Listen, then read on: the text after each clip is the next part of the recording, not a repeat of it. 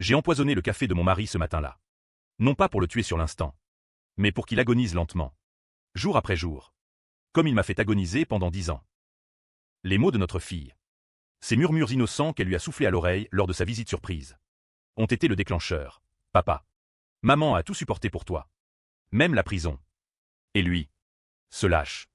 Est revenu. Les yeux emplis de regrets fins. Ignorant que chaque gorgée qu'il avalerait serait un pas de plus vers l'abîme que j'avais creusé pour lui. Mais le plus choquant, c'est que je n'ai pas agi seul, notre fille. Cette petite ombre que nous avons créée ensemble. Savait tout. Et son silence a été mon meilleur allié. Paris. Cette ville des amours éternels et des trahisons fulgurantes. M'avait toujours paru comme un écrin de velours pour mes illusions. J'y étais né. Dans le quartier du Marais. Au milieu des ruelles pavées où l'odeur de croissants frais se mêlait à celle de la Seine en crue. Mon nom est Claire Duval. Et à l'époque où tout a basculé. J'avais 35 ans. Une silhouette encore fine malgré les nuits blanches. Et un cœur qui battait au rythme des accords de Chopin sur mon vieux piano. Mon mari, Étienne, était l'archétype du français sophistiqué, avocat pénaliste. Avec ses costumes sur mesure taillés chez un tailleur de la rue Saint-Honoré. Ses discours ciselés devant les jurys de la cour d'appel. Et ce sourire carnassier qui avait su me conquérir lors d'une soirée au Louvre. Nous nous étions mariés en 2005. Sous un ciel d'automne pluvieux. Dans une petite chapelle de Montmartre. Avec pour témoins nos familles respectueuses et un prêtre qui avait béni notre union comme s'il s'agissait d'un roman de Balzac. Notre fille, Élise, était née 2 ans plus tard. Un petit miracle aux yeux verts comme les miens. Avec les cheveux noirs bouclés d'Étienne.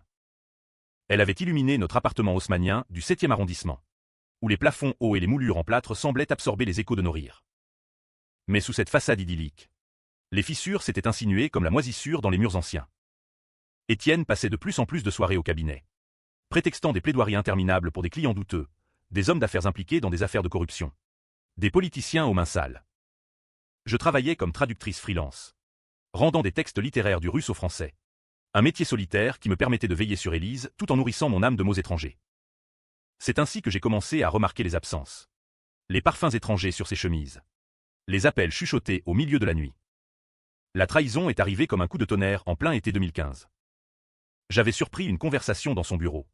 Un soir où je passais le déposer avec Élise pour une réunion familiale improvisée. Sa voix, basse et rauque, murmurait à la secrétaire, non, à sa maîtresse. Sophie Laurent, une jeune avocate ambitieuse aux lèvres carmin et aux ambitions dévorantes, viens avec moi à Nice ce week-end. Claire ne se doutera de rien. Et pour l'affaire Moreau, on s'en sortira, j'ai déjà tout arrangé. L'affaire Moreau, un scandale financier où Étienne avait défendu un client accusé de détournement de fonds publics. Un politicien influent qui avait fini par être acquitté grâce à des preuves mystérieusement disparues. Mais ce n'était pas seulement l'adultère qui me rongeait, c'était la complicité dans le crime. Sophie n'était pas une simple conquête, elle était son bras armé. Falsifiant des documents. Subornant des témoins. Et Étienne la couvrait. Protégeant leur nid d'amour naissant avec l'argent sale de ses victoires. Le lendemain, il a fait ses valises. Claire. C'est fini. Sophie et moi. On part pour une nouvelle vie. Élise viendra avec nous. Bien sûr. Bien sûr, comme si on pouvait arracher un enfant à sa mère comme une page d'un cahier. J'ai hurlé. Supply. Mais il était inflexible. Son regard froid comme la lame d'un guillotine. Il a emmené Élise. Arguant de sa garde alternée. Et m'a laissé seul dans cet appartement qui puait soudain le vide et la trahison. Les mois suivants ont été un cauchemar administratif. Avocat. Jugs. Audience au tribunal de Paris où je revoyais Étienne. Impassible. Plaider contre moi pour la garde exclusive. Il avait les moyens.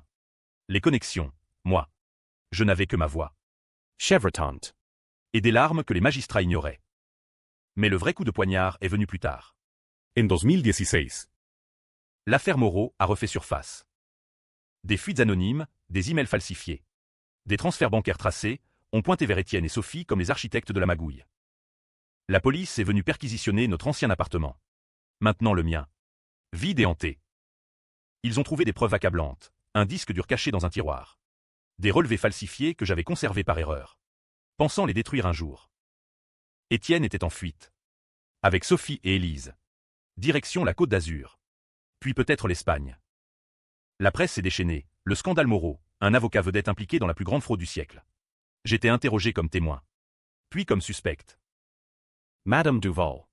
Vous saviez pour les faux? Vous avez aidé votre mari. Non. Je n'avais pas aidé. Mais j'avais su. Et dans un moment de folie, quand les enquêteurs m'ont pressé, j'ai craqué. Oui, c'était moi. J'ai tout fait. Étienne était innocent, il ignorait mes manigances. Un mensonge colossal, né de la douleur et d'un amour tordu qui refusait encore de mourir. J'ai plaidé coupable pour falsification de documents, blanchiment d'argent, des chefs d'accusation qui m'ont valu 5 ans de prison ferme à la maison d'arrêt de Fleury-Mérogis. Étienne, Libéré par mon sacrifice, a pu s'envoler avec Sophie, emmenant Élise sous un faux nom. Les tabloïds m'ont crucifié, l'épouse complice, une trahison conjugale et judiciaire. J'ai purgé ma peine en silence, lisant des lettres d'Élise, filtrées par les gardiens, où elle pleurait ma perte, ignorant que j'avais tout donné pour que son père reste un héros à ses yeux. Libéré en 2021, après 3 ans pour bonne conduite, j'ai retrouvé Paris changé. La pandémie avait balayé les rues comme une marée noire. Et moi avec elle. Élise, Maintenant adolescente, vivait avec Étienne et Sophie dans une villa à Cannes. Fruit des fruits pourris de l'affaire Moreau. Ils m'autorisaient des visites sporadiques, Surveils, où je devais feindre la joie pour ne pas l'effrayer.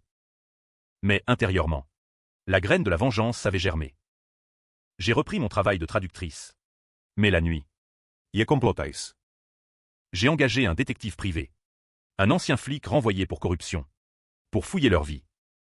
Les rapports arrivaient comme des gouttes de venin. Étienne avait monté une nouvelle affaire. Défendant des oligarques russes, Sophie était enceinte d'un second enfant, Élise. Rebelle, Fumait en cachette et haïssait sa belle-mère. Et moi, j'étais l'ombre. La femme brisée qui attendait son heure. Les années ont passé en un brouillard de solitude. Je me suis installé dans un studio exigu de Belleville. Entouré de livres russes, Tolstoï, Dostoïevski, qui me rappelaient que la vengeance est un harlan. Comme la fermentation du vin. J'ai appris à concocter des poisons subtils. Pas dans un labo clandestin, mais via des forums obscurs et des herboristes de quartier. Ricin, Extrait de graines communes, belladone. Cueilli dans les bois de Fontainebleau. Rien de spectaculaire. Juste assez pour ronger de l'intérieur. Mais je n'agirai pas encore. Élise était mon talisman. Blesser Étienne directement risquait de la briser. non, Il fallait qu'il revienne de lui-même. Qu'il goûte à la culpabilité avant le poison. Et puis, en novembre 2025, cela arriva. Un appel d'Élise. La voix tremblante. Maman. Papa est bizarre depuis des jours. Il pleure la nuit. Et il parle de toi tout le temps. Elle avait surpris une dispute entre Étienne et Sophie. Dis-lui la vérité sur l'affaire Moreau. Ou je pars chez maman, avait-elle hurlé. Étienne Acule, avait craqué. Il lui avait raconté, ou du moins, une version édulcorée. Ta mère a pris la faute pour moi. Élise, Elle a fait de la prison à ma place. Je suis un monstre. Mais Élise, intuitive comme une petite sorcière, avait fouillé plus loin. Elle avait trouvé d'anciens emails sur l'ordinateur familial. Ce que j'avais oublié lors de ma perquisition. Et qu'Étienne avait récupéré en douce. Les preuves de sa culpabilité. Intactes. Pas à pas. Tu as menti à tout le monde. Même à moi. Maman a tout sacrifié pour rien. Ces mots. Murmurés à son oreille lors d'une promenade sur la Croisette. L'ont terrassé. Étienne a quitté Sophie le soir même. Laissant derrière lui une valise et une lettre larmoyante. Il est remonté à Paris en train de nuit. Habit, Et a frappé à ma porte au petit matin. Le 10 décembre 2025. Claire, yeah, Je sais tout. Élise m'a dit. Pardonne-moi. Laisse-moi réparer. Son visage. Vieilli de 10 ans en une nuit. Ses yeux rougis. Ses mains tremblantes. C'était pathétique. Presque comique. J'ai ouvert la porte. Un sourire froid aux lèvres. Et les fait entrer. Entre. Étienne. Le café est prêt. Il s'est assis à la table de la cuisine. Cette même table en chêne massif où nous avions partagé tant de petits déjeuners volés avant que le monde ne s'effondre. Le studio de Belleville était exigu. Imprégné d'une odeur de thé noir et de papier ancien. Un contraste saisissant avec la villa climatisée de Cannes. J'ai posé la tasse devant lui. Fumante, Le breuvage sombre comme l'abîme qui l'attendait. Bois. Dis-je doucement. Cela te réchauffera. Paris est froid en décembre. Il a obéi. Les mains enroulées autour de la porcelaine comme un pénitent autour de son rosaire. Et a commencé à déballer son cœur en lambeaux. Claire, Je ne sais pas par où commencer. Quand Élise m'a confronté, c'est comme si le sol s'était dérobé sous mes pieds. Elle a dit, « Papa, maman a purgé ta peine. Elle a menti pour toi. Et toi, Tu m'as enlevé à elle. J'ai nié d'abord. Par habitude. Par lâcheté.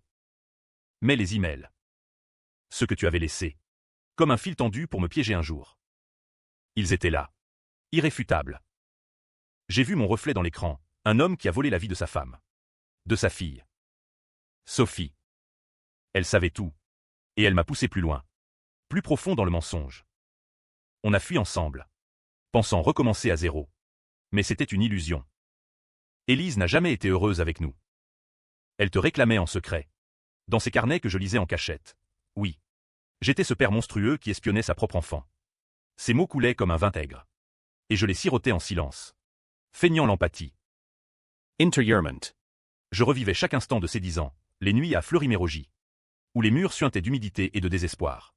Où les codétenus, des femmes brisées par des amours toxiques ou des maris violents, me racontaient leurs histoires comme des psaumes païens. J'y avais appris la patience. La ruse. L'art de survivre en feignant la soumission. Et maintenant, demandai-je, ma voix a un velours tendu sur des épines. Que veux-tu réparer? Étienne? Notre mariage? Élise? Ou juste ta conscience? Il a baissé la tête. Des larmes perlant sur la table. Tout. Je veux divorcer de Sophie. Non. Nous ne sommes même pas mariés. C'était une farce. Je veux qu'Élise revienne vivre avec nous. Comme avant. Et toi? Claire.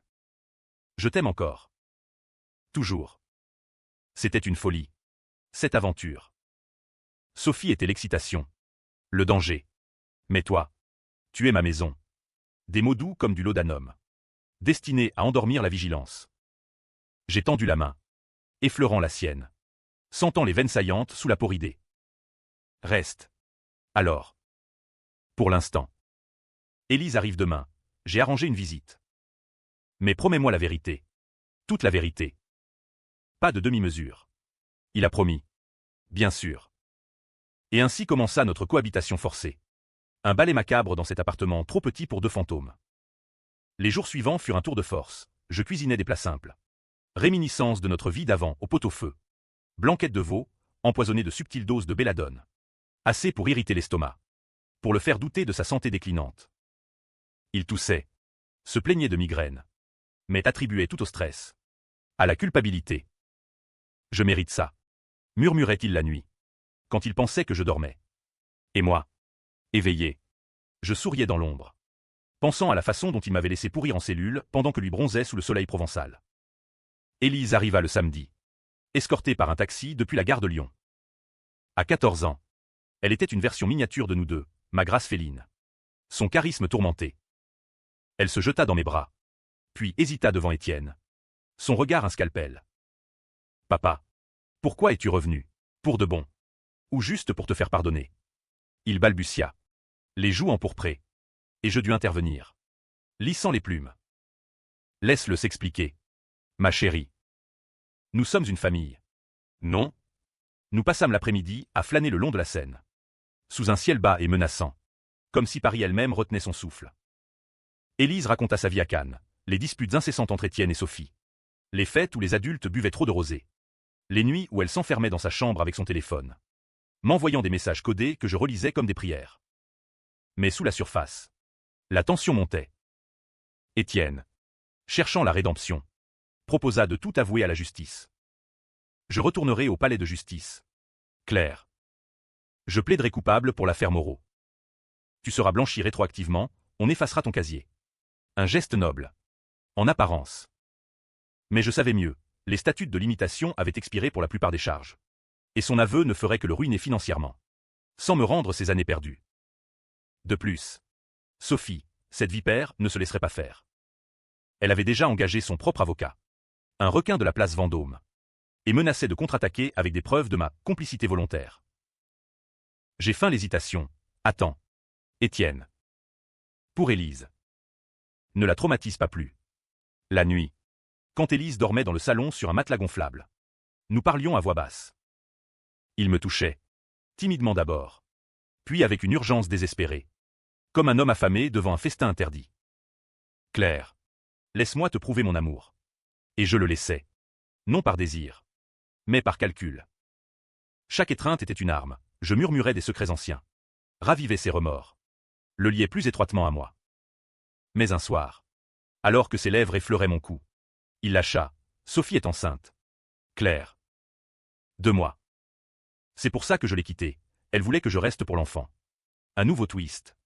Un enfant bâtard qui compliquait tout. Jairi. Un rire froid qui le fit reculer. Un autre sacrifice pour toi. Etienne. Ou une nouvelle chaîne. Les symptômes du poison s'intensifièrent. Il vomit après un dîner de coq au vin, ma recette spéciale. Saupoudré de ricin. C'est le stress. Insistait-il, refusant d'aller voir un médecin. Élise s'inquiétait, me glissant à l'oreille. Maman. Papa a l'air d'un mort-vivant. Et toi? Tu es si calme. C'est comme si tu attendais quelque chose. Elle avait hérité de mon intuition. Cette petite sorcière en herbe. Je la serrais contre moi, c'est la justice. Ma puce. Lentement. Mais sûrement. Puis, la première fissure dans mon plan. Sophie appela un soir. Furieuse. Sa voix nasillarde traversant le combiné comme un coup de fouet. Claire. Salope. Étienne est à toi maintenant? Dis-lui de rappeler. Ou j'envoie les flics pour enlèvement d'enfants. Étienne. Pâle. Prit le téléphone. Mais elle avait déjà raccroché. Le lendemain, un coursier livra une enveloppe, des photos d'Élise à Cannes. Souriante avec Sophie. Et une note, elle est à moi autant qu'à toi. Ne me force pas à jouer sale. La menace était claire. Sophie n'hésiterait pas à salir mon nom à nouveau. À rouvrir l'affaire Moreau pour m'achever. Je dus accélérer. Cette nuit-là, après qu'Élise se fût endormie, je confrontai Étienne dans la chambre. Choisis. Étienne. Elle ou nous. Ton enfant illégitime. Ou ta famille vraie. Il pleura. Se tordit les mains. Je ne peux pas abandonner un bébé. Claire. Mais je t'aime. Toi. On peut. Partager la garde. Partager, comme si la vie était un bien immobilier. Lauantai Reitsmonta. Brolant. Je sortis le flacon de belladone. Le posai sur la table de nuit. Bois ça. Alors. Pour prouver que tu choisis nous. Il obéit. Une gorgée. Pensant à un somnifère. Mais c'était plus. Assez pour le plonger dans un sommeil agité. Hanté de cauchemars où il revivait mon procès. Moi en larmes devant le juge. Lui libre dans l'ombre. Le matin. Il était faible. Fiévreux. Élise paniqua. On va à l'hôpital. Papa. Mais il refusa. Par peur du scandale. C'est rien. Un virus. Et moi. Sereine. Je préparai le petit déjeuner. Ajoutant une pincée de plus à son café. La vengeance se resserrait comme un étau. Mais Sophie rôdait. Et Élise sentait le vent tourner. Bientôt. Le choix deviendrait irrévocable. Les jours suivants furent un kaléidoscope de mensonges et de demi-vérités. Un théâtre absurde où chacun jouait son rôle avec une conviction maladroite. Étienne, affaibli par le poison qui rongeait ses entrailles comme un acide lent, insistait pour rester alité, prétextant une grippe intestinale contractée dans le train. Je le soignais avec une tendresse feinte. Des tisanes de camomille coupées de digital pourpre, assez pour accélérer son pouls. Pour le faire halter dans la nuit comme un animal traqué. Elise. Partagé entre pitié filiale et suspicion grandissante. Passait ses après-midi à l'école en ligne depuis mon studio. Jetant des regards obliques vers la chambre close. Maman. Il faut appeler un docteur. Papa tousse du sang maintenant. Du sang? Pas encore. Mais bientôt. Je hochai la tête. Apaisante, il ira mieux. Makerie. C'est le karma qui rattrape les méchants. Paris. Dehors. Était un complice muet. La ville des Lumières s'était parée de guirlandes de Noël précoces. Des illuminations qui clignotaient comme des signaux d'alarme le long des Champs-Élysées. Nous sortions peu. Mais quand nous le faisions, c'était pour des promenades rituelles au jardin des Tuileries, où le vent froid de la Seine fouettait nos visages. Étienne, soutenu par mon bras, murmurait des regrets entre deux quintes de tout. Claire. J'ai été un idiot. L'affaire Moreau. C'était son idée à elle. Sophie. Elle avait des contacts chez les juges. Des pots de vin.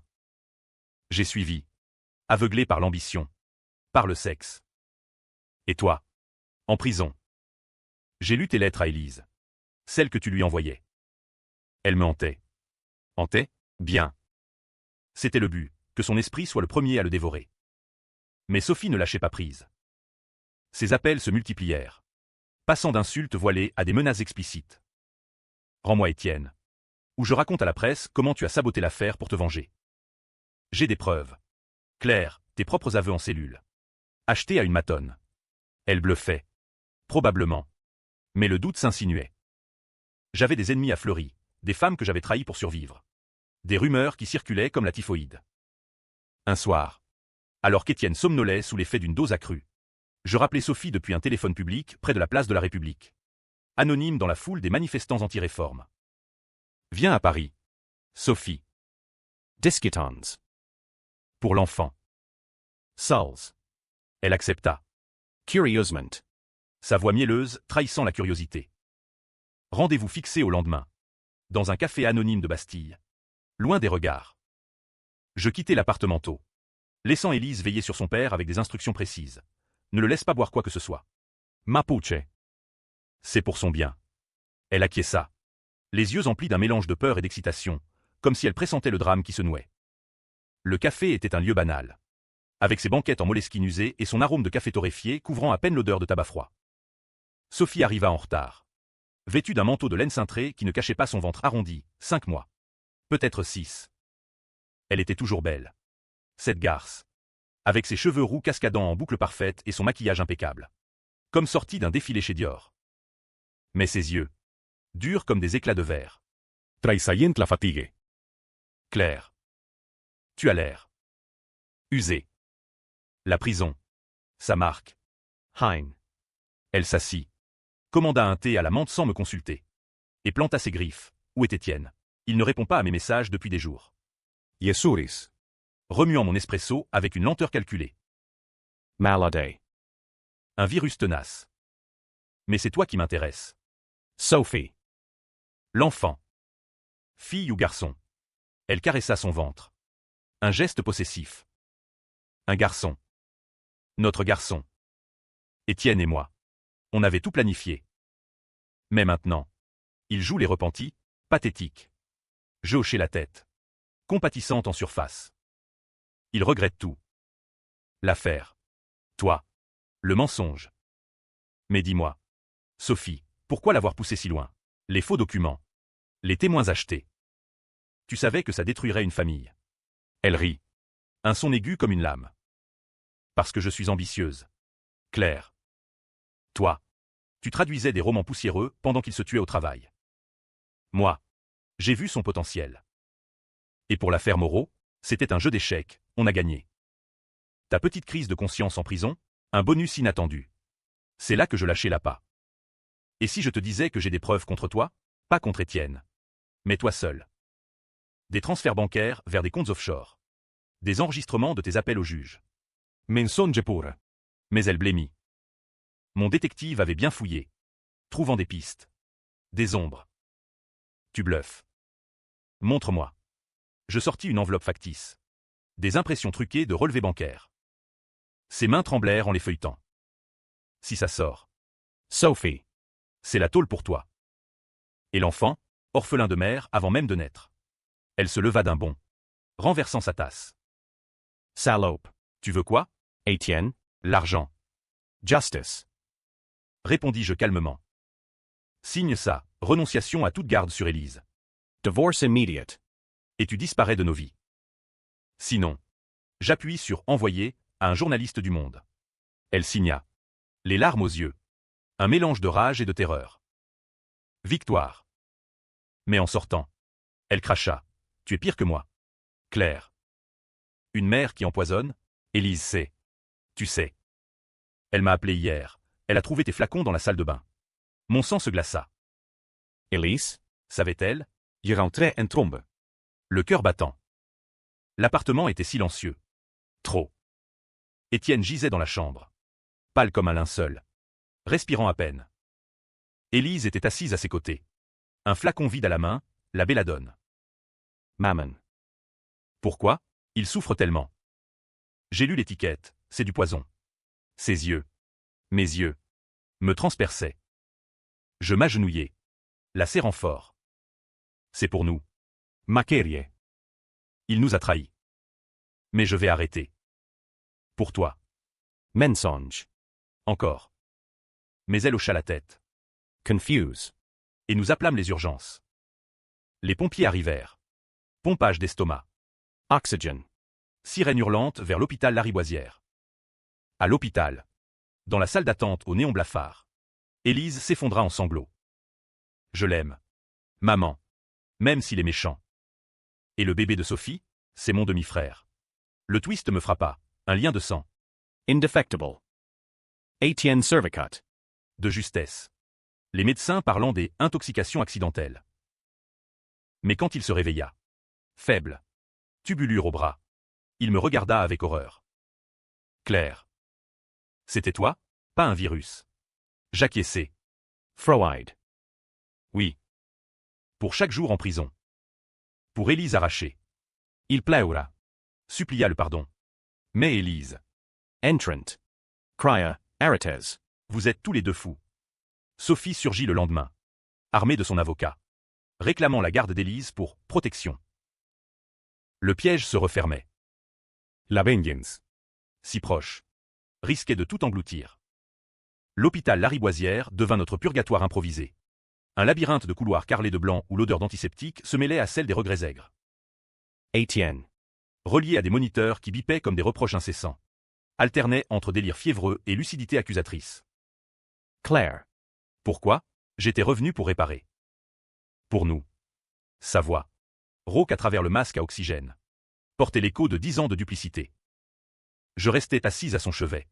Les mains croisées sur mes genoux. Un masque de veuve éploré pour les infirmières qui passaient.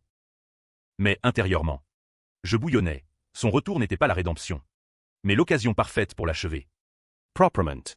Sans trace. Élise. Prostrée dans un fauteuil en plastique inconfortable. Oscillait entre nous comme une girouette dans la tempête. Elle avait 16 ans dans sa tête ce jour-là. Une maturité forcée par nos adultères familiaux. Papa. Maman dit que c'était un accident. Mais je sais. Les flacons. Les tisanes. Pourquoi? Maman. Il t'a fait du mal. Oui. Mais moi, je suis au milieu. Ces mots me transperçaient plus que n'importe quel poison. J'avais prévu de la protéger. De la modeler en témoin muet de la justice poétique. Mais elle avait vu trop clair. Trop tôt. C'était pour te rendre ton père. Elise. Murmurai-je en lui caressant les cheveux. Un père purgé de ses péchés. Mais les péchés se multipliaient. Sophie débarqua le soir même. Flanquée de son avocat, un homme sec comme un croque-mort. Avec une mallette en cuir et un accent du sud qui suintait l'arrogance. Elle portait une robe ample dissimulant à peine son ventre proéminent. Et son regard balayait la chambre comme un projecteur de police. Etienne. Mon amour. Qu'est-ce qu'elle t'a fait? Elle se précipita à son chevet. Ignorant Élise qui se recroquevilla. Il murmura quelque chose d'inaudible. Les yeux rivés sur moi. Et elle se tourna. Triumphant. Intoxication. C'est une tentative de meurtre. Ça. Claire. J'appelle la police. L'avocat hocha la tête. Sortant son téléphone. Madame Duval. Vous êtes en état d'arrestation potentielle. Nous avons des témoins, Élise a tout vu. Le chaos explosa. Infirmière accourant. Gendarmes en uniforme bleu nuit franchissant les portes battantes. Questions lancées comme des grenades. Madame.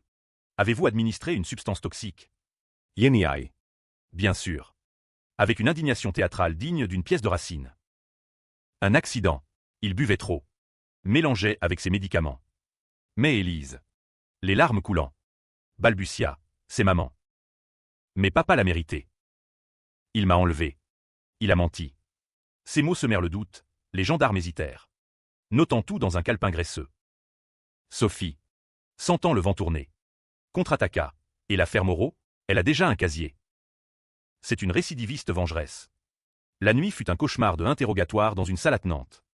Éclairée par un néon qui bourdonnait comme un essaim. Le capitaine. Un parisien las aux moustaches grisonnantes. Me bombarda. Expliquer les flacons de belladone. Madame. Et le ricin dans les résidus d'estomac. J'inventai. Tissant une toile d'araignée, herboristerie pour ma santé. Tisanes medicinals. Confusion avec des médicaments d'Étienne. Il voulait se suicider. Capitaine. La culpabilité l'a rongé. Mensonge sur mensonge. Mais crédible, après tout. J'avais été la victime idéale pendant 10 ans.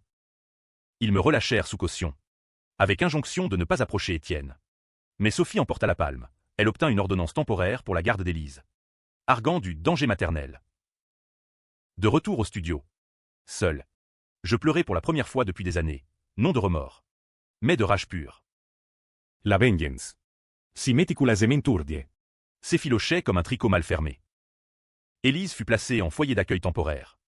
Un centre pour adolescents en crise près de la Bastille. Où des psychologues bien intentionnés la bourraient de discours sur le pardon familial. Elle m'appelait en cachette. « Maman. Je veux rentrer. » Sophie est venue. Elle dit que tu es folle. Mais je sais que c'est elle la méchante. Le bébé. C'est mon frère. Mais je la hais. Ces mots étaient mon carburant. Je complotais plus fort. Étienne sortit de l'hôpital une semaine plus tard. Amaigri. Spectral. Hébergé provisoirement chez un collègue avocat dans le 16e. Il m'envoya un message. Laconique, Claire. Arrêtons ça. Pour Élise. Rencontrons-nous. Je fixai un rendez-vous dans un parc anonyme de Vincennes. Sous les chênes centenaires qui bruissaient comme des confidents muets. Il arriva in taxi. Appuyé sur une canne. Le visage creusé par les ombres. Je ne te dénonce pas. Claire. Pas pour l'instant. Mais dis-moi pourquoi. Vraiment. Je m'assis sur un banc humide. Le fixant droit dans les yeux. Parce que tu m'as volé ma vie. Étienne. 10 ans en cage pendant que tu baisais ta pute et élevais ma fille comme la tienne.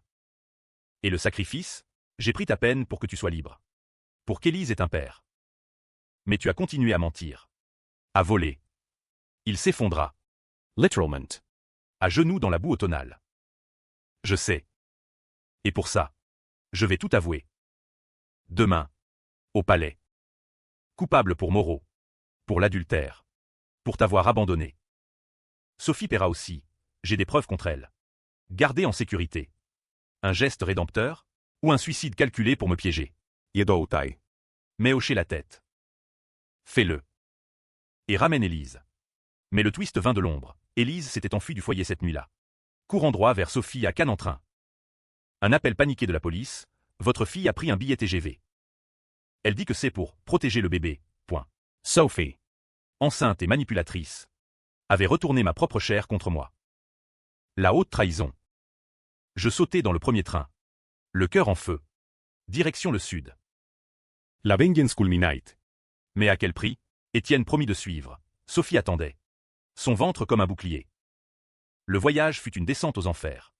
Le TGV filant à travers la campagne française comme une veine ouverte. J'imaginais Élise. Perdue dans les couloirs de la gare de Cannes. Courant vers sa tante Sophie qui l'accueillerait avec des mensonges sucrés.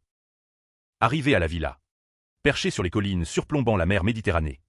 Je frappai à la porte d'un poing ferme. Sophie ouvrit. Élise derrière elle. Pâle mais déterminée. Maman. Je veux que ça s'arrête. Le poison. Les mensonges. Papa va avouer. Laisse-nous être une famille. Même cassée. Mais Sophie sourit. Vicieuse. Trop tard. Claire. J'ai enregistré Élise. Elle témoigne contre toi. Tentative de meurtre sur le père. Et pour Moreau, j'ai un deal avec les flics. Ton silence contre ma liberté. Le piège parfait. Étienne arriva alors. Essoufflé. Et le face-à-face devint un opéra tragique. Accusation. Pleurs. Revelations. Sophie. C'est toi qui as falsifié tout, hurla-t-il. Elle rit. Et toi qui as signé. Mon amour. Le chaos culmina quand Élise. Au milieu. Cria. Assez. Le bébé. Il a besoin de paix. Mais la paix? Impossible. Je sortis le dernier flacon. Dissimulé dans ma poche, une dose létale de cyanure. Pour elle ou pour moi? Le choix. Controverse. Plana. La tué. Orpheline le bébé? Ou me sacrifier? Laisan Etienne libre. La villa de Cannes. Avec ses murs ocre léchés par le Mistral et ses volets bleus claquants comme des applaudissements moqueurs. Devint la reine de notre apocalypse familial. La mère. Encontrevas. Grondait comme un cœur antique. Indifférente à nos misères humaines. Sophie. Adossée au chambranle de la porte-fenêtre donnant sur la terrasse. Serrait Élise contre son flanc arrondi. Un geste à la fois protecteur et possessif. Étienne. Haletant encore de l'ascension. S'appuyait au dossier d'un fauteuil en rotin. Son visage un masque de cendre. Et moi. Au centre. Le flacon de cyanure pesant comme une grenade dans la poche de mon manteau, un dernier atout. Désespéré. Pour renverser la table. Claire. Pose ça. Supplia Étienne. Ses yeux luisants de terreur. Pour Élise. On peut encore s'en sortir. J'avoue demain. Sophie finit en tôle. Et toi? Toi. On nargue la légitime défense émotionnelle. 10 ans de trauma. Ça compte devant un jury. Légitime défense, le mot me fit rire. Un son hystérique qui ricocha contre les murs carrelés de faïence provençale. Trauma? Tu parles comme un de tes clients. Etienne. Toi qui m'as jeté au loup pour sauver ta peau et ta queue. Et maintenant? Tu veux que je pose les armes? Pourquoi? Une famille recomposée avec cette gorgone enceintée. Sophie ricana. Sa main caressant distraitement son ventre. Gorgone, regarde-toi. Claire. Une empoisonneuse sortie de tôle. Avec des yeux de folle. Élise m'a tout raconté, les tisanes mortelles. Les nuits à comploter. Et le bébé, il est innocent. Contrairement à toi. Élise. Tremblante entre nous. Leva les yeux vers moi, ses yeux verts. Miroir de mes propres abysses. Maman. S'il te plaît. Arit. Je sais que papa t'a trahi. Que Sophie est une menteuse. Mais le poison. C'est pas toi. Ça. C'est la prison qui t'a changé. Reviens. Ces mots. Si pours. Si tranchants. Fissurèrent mon armure. Pendant un instant.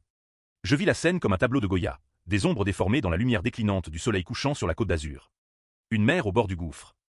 Prête à tout pour venger un amour souillé. Mais la vengeance. Cette amante jalouse. Murmurait, frappe maintenant. Laisse-les agoniser ensemble. Ma main plongea dans la poche. En sortit le flacon, petit. Onodin. Comme un flacon de parfum lanvin. Sophie hurla. Reculant avec Élise, Étienne bondit. Trébuchant sur le tapis persan.